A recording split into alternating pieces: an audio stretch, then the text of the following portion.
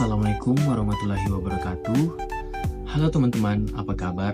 Perkenalkan, nama saya Fendi dengan NPM 2340602002.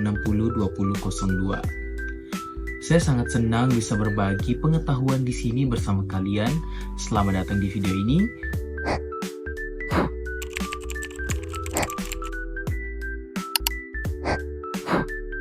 Pada video kali ini kita akan membahas topik yang sangat menarik dan penting dalam bahasa Indonesia, yaitu reduplikasi. Kita akan mempelajari apa itu reduplikasi, mengapa itu penting dalam berbahasa, serta jenis-jenis reduplikasi yang ada. Kalian akan belajar bagaimana pengulangan kata bisa membuat kalimat lebih kaya dan mudah dipahami. Selain itu, saya juga akan memberikan contoh kalimat yang menggunakan reduplikasi. Jadi pastikan kalian menonton sampai akhir supaya bisa memahami dengan jelas mengenai reduplikasi.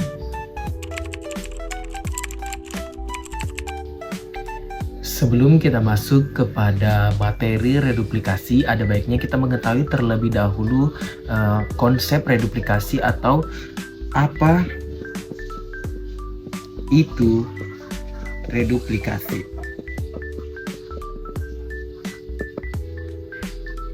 Nah, jadi reduplikasi adalah pengulangan bentuk kata dalam bahasa Indonesia. Proses ini tidak hanya mengulang kata yang sama, tapi juga bisa mengubah makna atau memberi penekanan tambahan pada kata tersebut. Pengulangan ini biasanya dilakukan untuk menentukan kekuatan atau menyatakan banyaknya sesuatu. Jadi reduplikasi bisa memperjelas makna kata, memberi kesan berulang atau mengidentifikasi jumlah yang lebih dari satu. Misalnya pengulangan kata seperti rumah menjadi rumah-rumah menunjukkan banyaknya rumah. Nah, jadi bisa dipahami bahwa reduplikasi ini adalah sebuah pengulangan kata yang dapat menunjukkan makna atau jumlah dari benda tersebut atau lainnya, seperti itu.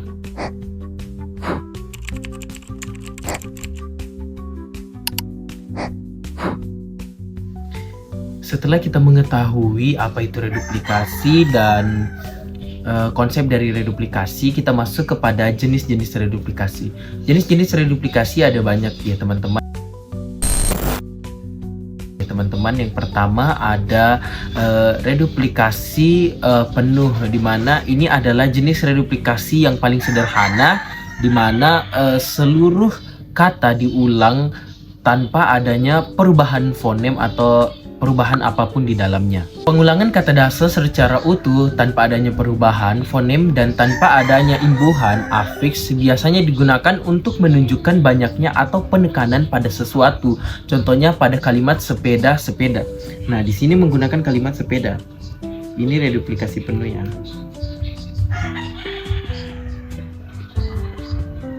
Kita masuk pada reduplikasi penuh terlebih dahulu. Yang pertama ada kata sepeda.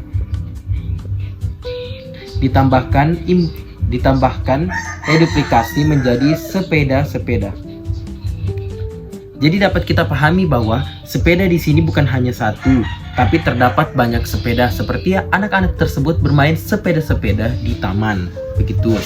Yang kedua, kita dapat menggunakan kalimat atau kata yaitu anak-anak.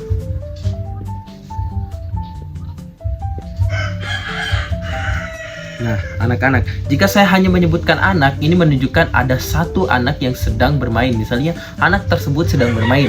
Nah, ini menyebutkan bahwa anak tersebut hanya sendiri.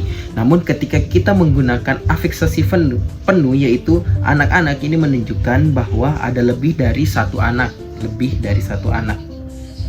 Seperti anak-anak tersebut sedang bermain di taman. Jadi, terdapat banyak anak-anak yang sedang bermain di taman. Jadi poinnya adalah kata ini diulang sepenuhnya, yaitu anak dan anak. Tidak ada perbedaan di antaranya dan tidak ada perubahan atau penambahan pada kata tersebut, yaitu ketika kita melihat kata depannya yaitu anak, lanjut kepada reduplikasinya juga anak. Ini menunjukkan pada lebih atau mempertegas sesuatu. Selanjutnya kita masuk kepada penjelasan yang kedua, yaitu jenis reduplikasi yang kedua, duplikasi sebagian. Ketika tadi kita mempelajari mengenai reduplikasi penuh, ini hanya sebagian, yaitu reduplikasi yang pengulangan hanya sebagian dari kata dasar seluruhnya. Bentuk ini sering ditemukan pada kata kompleks seperti kata laki, kata laki-laki. Jika menjadi reduplikasi, hanya kata dasar atau kata awalannya, yaitu diambil jadi lelaki. Yang kedua ada tangga. Penambahan awal di depannya yaitu teh, jadi tetangga. Ini merupakan reduplikasi sebagian, yaitu hanya di awalan kata sahaja.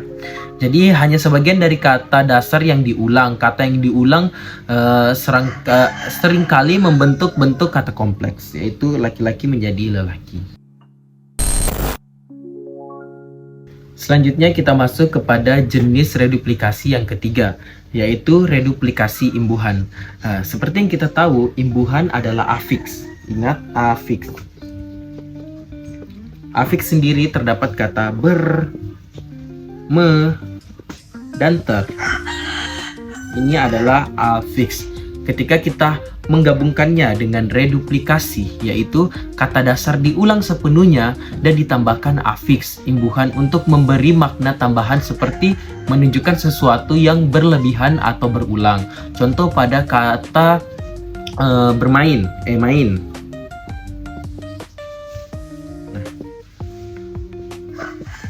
Ini merupakan reduplikasi, namun kita menambahkan imbuhan di depannya, yaitu ber. Jadi ada imbuhan dan ada reduplikasi, yaitu bermain-main menunjukkan suatu aktivitas yang sedang dilakukan, seperti anak-anak itu sedang bermain-main di taman. Afiks ini ditambahkan untuk memberikan makna baru pada kata yang diulang. Pengulangan ini sering menunjukkan sifat atau keadaan yang berlebihan atau yang menyerupai. Nah, seperti ketika kita hanya menyebutkan main, ini merupakan sebuah aktivitas. Namun ketika kita tambahkan ber di dalamnya, terdapat orang yang melakukannya, seperti anak-anak tersebut sedang bermain-main di taman. Seperti itu.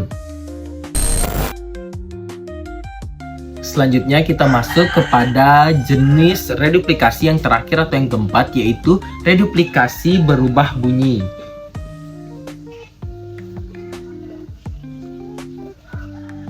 Nah, dapat kita pahami di sini terdapat kata berubah bunyi, pengulangan di mana kata dan mengalami perubahan fonem, baik pada vokal maupun konsonan yang memberikan nuansa tertentu pada kata.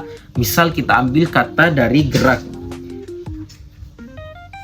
gerik. Nah, ini merupakan kata dasar gerak dan ditambah reduplikasi gerik, di mana terdapat perbedaan pada A dan I, yaitu gerak dan gerik.